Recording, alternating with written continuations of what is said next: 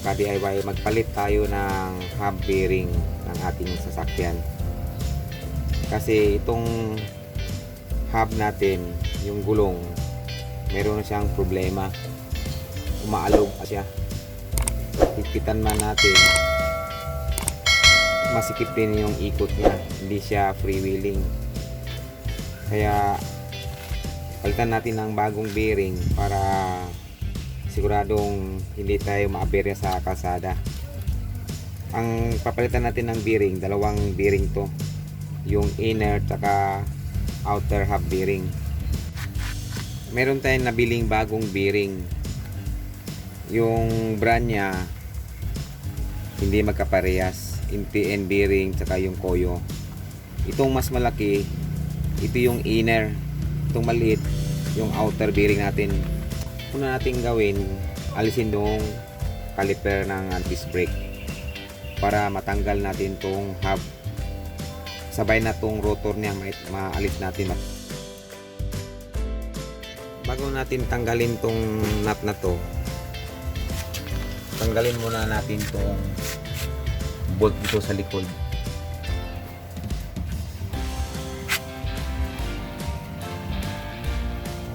Ito siya.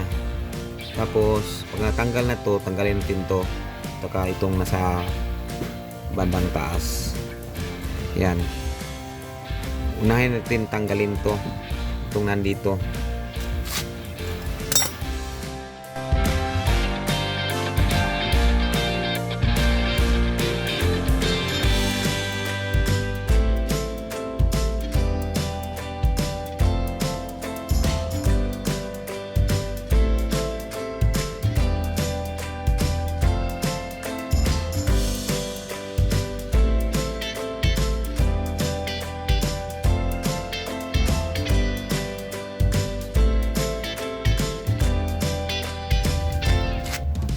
Talian lang natin tong caliper ng alambre, tapos sabit natin siya para hindi mainat yung hose.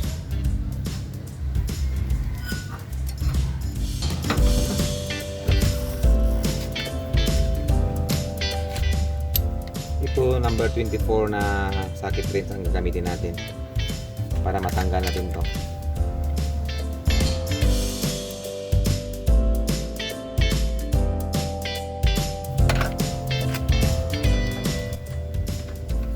Meron siyang washer.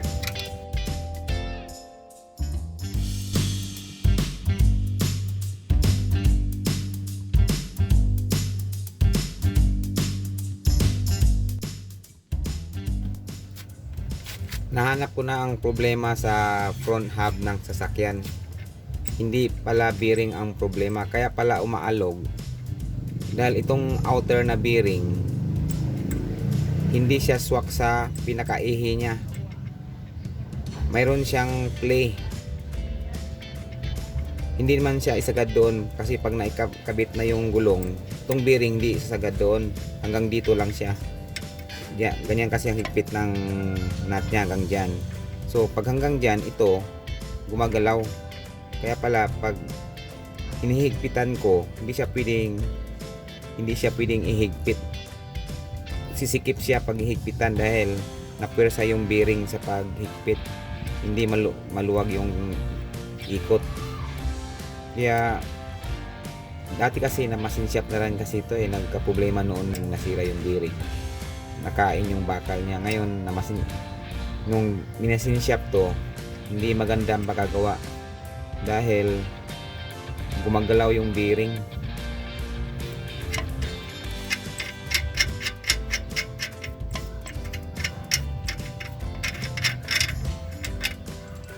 Hanggang dito lang yan, gumagalaw yung bearing. Yan, hindi maganda ang pagkagawa. Ang gagawin ko ngayon, tanggalin ko lang itong spindle. Subukan kong maghanap ng surplus nito, or may brand new kung mura. Yun na lang. Kung wala, sa surplus lang tayo. Kung wala talaga, siguro ipamasin shop ko ulit na lang to, na maging kasya sa bearing yung pinakaihi niya dito. Ito ngayon hanggang dyan lang kasi ang bearing, kaya gumagalaw siya. Tanggalin ko lang tong spindle.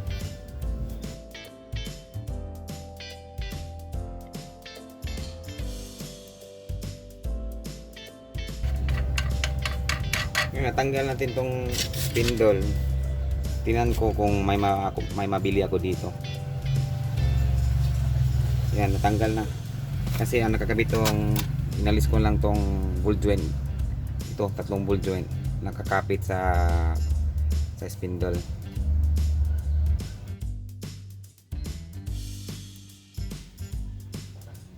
May nabili na akong surplus na spindle na may kasamang washer at saka nut. Ang bili ko nito nasa 3.5.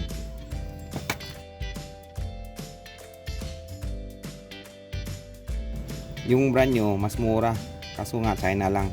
Yung brand new nasa 3.2 lang. Pero pinili ko lang yung surplus dahil original siya.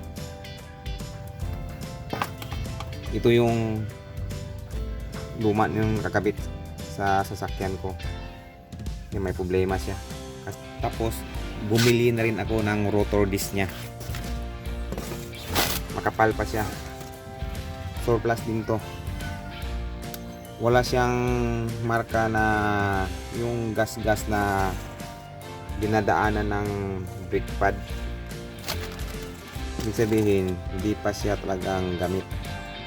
Makapal siya. Yung dati ko kasi manipis na kasi siya dahil nabawasan na, pinamasin ko to. Ngayon ang gagawin ko, lilinisan ko muna to bago ko siya ikabit. Tapos yung bearing palitan ko ng bago, lagyan ko rin siya ng yung synthetic na grasa, yung waterproof na grasa. Bumili na rin akong bagong oil seal. Ito. Yung luma kasi sira na. Ito yung luma. Ito yung bago. Meron siyang parang rubber na nakalabas. Ang bili ko nito nasa 170.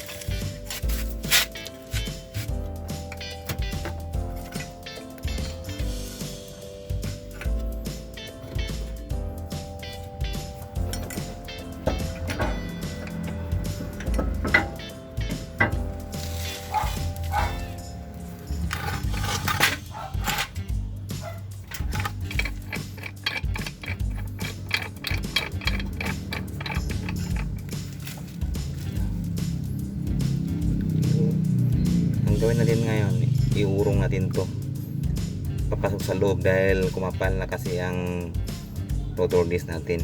Napalit na kasi ng mas makapal na rotor disc. I-jack na lang natin para may pasok siya.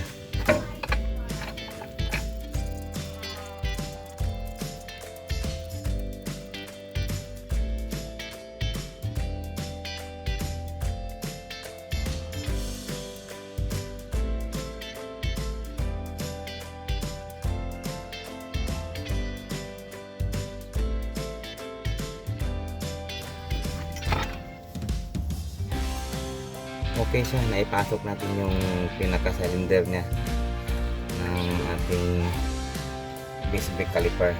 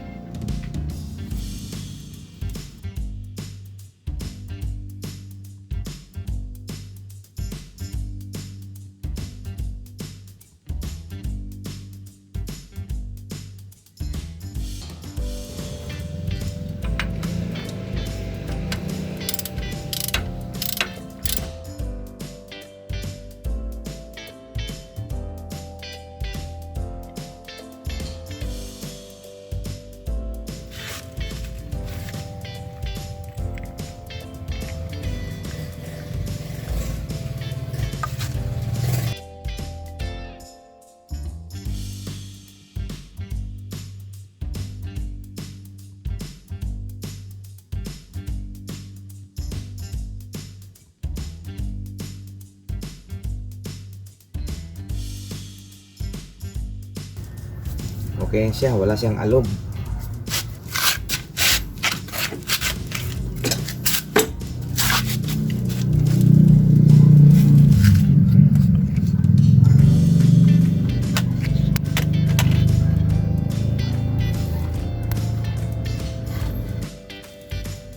Tapos na rin naikabit yung binili kong surplus na spindle tsaka yung rotor. Ang sunod kong gagawin i-road test ko na lang to. Hanggang dito na lang. Abangan nyo na lang ang susunod kong vlog.